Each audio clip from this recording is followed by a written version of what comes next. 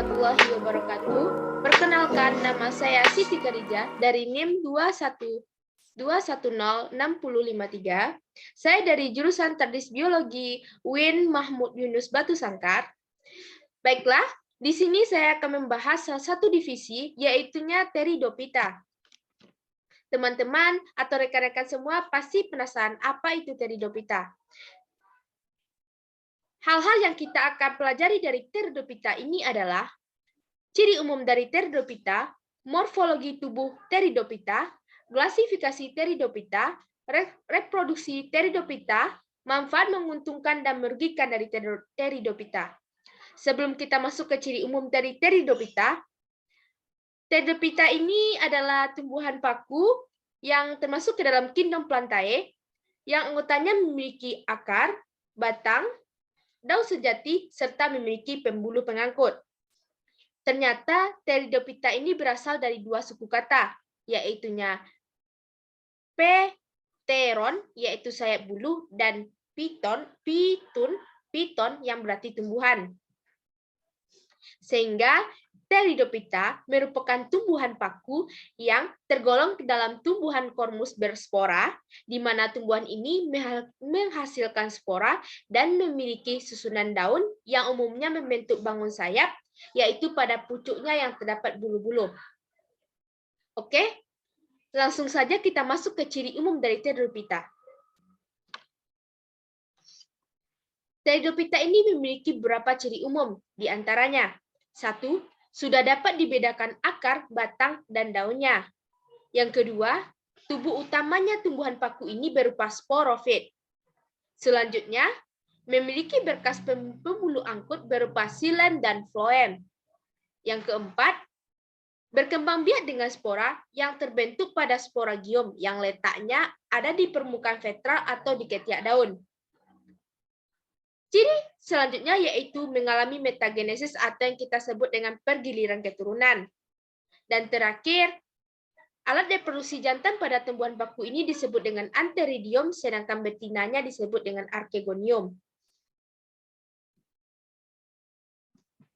Untuk struktur anatomi tubuhnya, Pteridophyta ini memiliki beberapa ciri-cirinya, di antaranya organisme multiseluler serta eukariotik, atau selnya ini memiliki membran inti. Yang kedua, memiliki akar, batang daun sejati, serta berspora, sehingga disebut dengan sebutan Cormophyta spora. Akarnya ini itu berbentuk seperti serabut, serta terdapat kaliptra atau tudung akar di ujungnya. Pada silinder pusat terdapat berkas vaskuler atau pembuluh angkut yang berperan penting dalam siklus kehidupannya. Ciri selanjutnya yaitu, ternyata daunnya itu tersusun atas jaringan epidermis, mesofil, serta pembuluh angkut. Tumbuhan paku ini dapat berproduksi secara seksual serta aseksual di dalam suatu siklus yang berkelanjutan atau metagenesis dan tidak menghasilkan biji. Di sini rekan-rekan semua bisa melihat bagian-bagian dari tumbuhan paku ini dan anatomi tubuhnya, dan juga ada alat kelamin jantan yang kita sebut dengan antheridium dan alat kelamin betinanya itu archegonium. Dan di sini jika kita lihat bahwa tumbuhan paku ini juga memiliki stolon, dan stolon itu terletak di atas akarnya.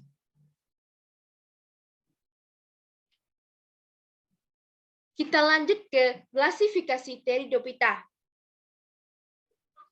Pteridophyta memiliki 4 kelas.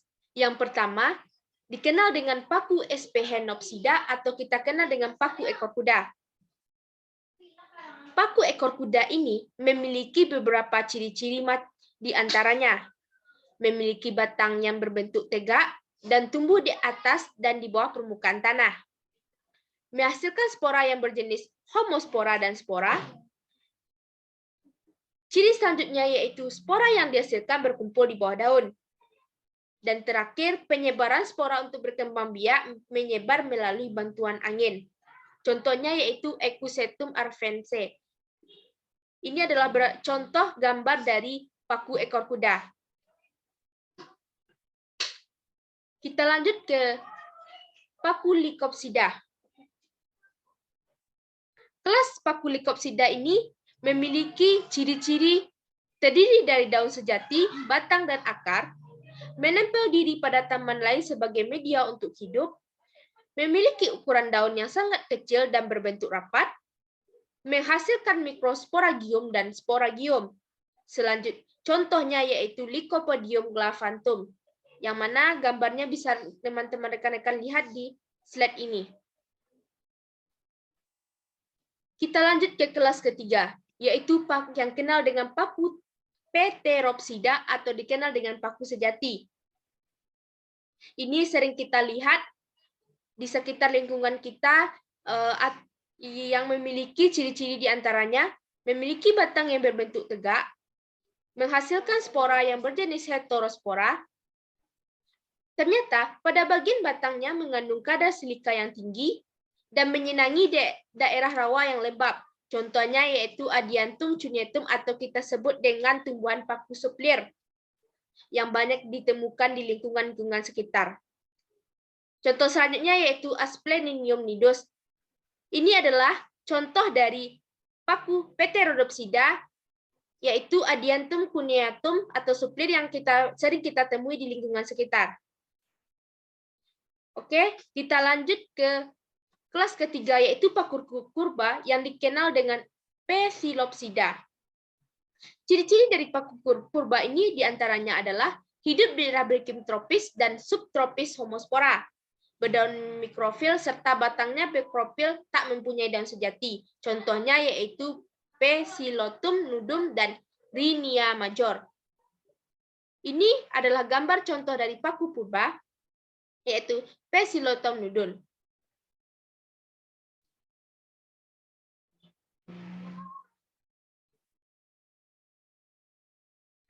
Yang D adalah kita akan mempelajari reproduksi dari Pteridophyta. Ternyata Pteridophyta ini bisa berreproduksi secara seksual dan aseksual. Reproduksi seksualnya atau generatif, kita ini memiliki kerugian yang dapat merugikan lingkungan sekitarnya. Contohnya tumbuhan paku Salvinia molesta atau kayamang yang dapat menjadi hama pada padi. Baiklah, itulah penjelasan saya mengenai ciri umum dari Pteridophyta, klasifikasi dari Pteridophyta, anatomi tubuh dari Pteridophyta, serta reproduksi dari Pteridophyta dan manfaat yang merugikan dan menguntungkan dari Pteridophyta. Baiklah, sekian terima kasih. Assalamualaikum warahmatullahi wabarakatuh. Apa lagi?